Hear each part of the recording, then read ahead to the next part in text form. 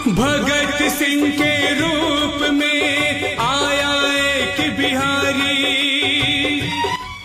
आज मेरा ये संदेश सड़े हुए सिस्टम की भेंट चढ़ गया भरत तिवारी। अपने समाज और अपने देश के लिए खूब लड़ा वो भ्रष्ट तंत्र से देसी क्रांतिकारी। किया सरेंडर साहेब उसने, फिर क्यों गोली मारी, फिर क्यों गोली मारी, फिर क्यों गोली मारी। कई दिनों से अपने सोशल मीडिया अकाउंट और अपने लाइव वीडियो में यह कह रहा था कि उसका एनकाउंटर किया जाएगा। निश्चित रूप से किसी ने उसे एनकाउंटर की धमकी दी थी, यह भी जांच का विषय है, तभी कोई व्यक्ति एनकाउंटर की बात करेगा। हम लोग रोज 30-35 साल की पत्रकारिता में एसपी, डीएम, दरोगा से लड़ते रहे हैं, जज से लड़ते रहे हैं, दरोगा को सजा कराई है, जज को सजा कराया है मैंने।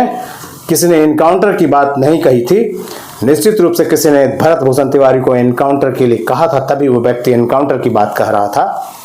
अगर गांव वाले इकट्ठा हो जाते, एक साथ जमा हो जाते, तो क्या इस तरह से बेरहमी से उसे पकड़ करके सरेआम मार दिया जाता? नहीं हो सकता था।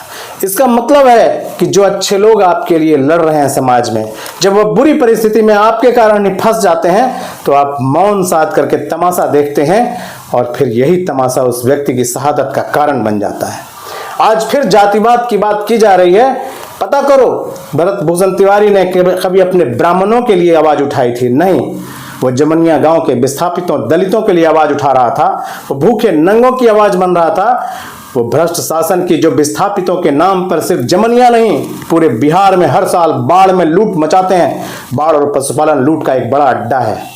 आप यकीन करिए, स्वतंत्रता आंदोलन के इतने दिनों बाद अगर मेड़ भी बना दिया जाता, नहर भी बना दिया जाता, अगर सड़क भी बना दिया जाता और उस पर भी बाढ़ पीड़ितों को बसा दिया जाता, तो हर साल बाढ़ की विभीषिका में आपदा के नाम पर इतनी बड़ी लूट नहीं मचती। उस गांव में विस्थापितों के नाम पर लूट मची थी। निश्चित रूप से कोई बड़ा मामला इस व्यक्ति ने उठा लिया। अपराध इतना हुआ, सीधा इतना था, भला बेवकूफ़ी इतनी उसने की कि हमारे जैसे लोग ने जो लड़ाई लड़ी थी, तो हम पत्रकार बन गए थे बड़े। हमारे जैसे लोगों ने जब लड़ाई लड़ी तो हम वकील बन गए थे बड़े। हमारे साथ एक संगठन खड़ा था, वरना तो मुझे भी मार दिया जाता और शायद शहीद भगत सिंह के अनुयायी भरत भूषण तिवारी जैसे लोग जो शहीद भगत सिंह को मानते हैं, उन्हें सरेआम इसी तरह मार दिया जाए। वो बेचारा अकेला खड़ा हो गया, वो किसी संगठन के साथ जुड़ नहीं पाया, वो समझ नहीं पाया, वह मन्नू की तरह चक्रव्यूह में फंस गया और मारा गया। तो क्या भरत भूषण तिवारी की शहादत को हम जाया जाने दें? आपको बताएं कि जब हमने अपने एक गुरु से फोन लगाया, जिस दिन शहादत हुई थी, भरत भूषण तिवारी मारे गए थे, मैंने उनसे पूछा कि आपको जो वीडियो भेजा है, आपने कोई प्रतिक्रिया नहीं दी।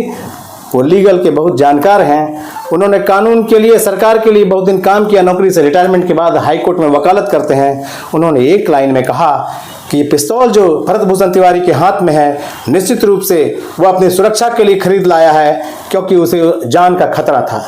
मैंने कहा, इस वीडियो को देख करके आप क्या बोल रहे हैं? ये तो कोई बात ही नहीं हुई है, आप अलग बात बोल रहे हैं।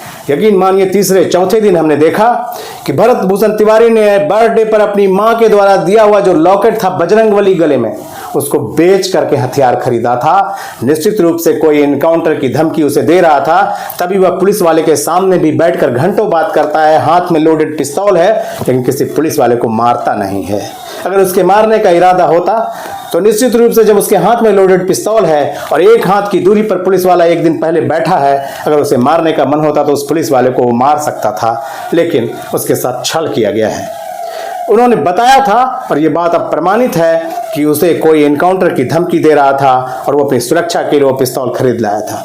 अगर पिस्तौल खरीद लाया था तो मैं बताऊं, कल शाम में जब कहीं शहर में निकला, तो मैं अमूमन भरत भूषण तिवारी की चर्चा अब नहीं करता हूं, क्योंकि कायरों की भीड़ में इस बात की चर्चा करके मैं किसी शहीद की शहादत को अपमानित नहीं करना चाहता।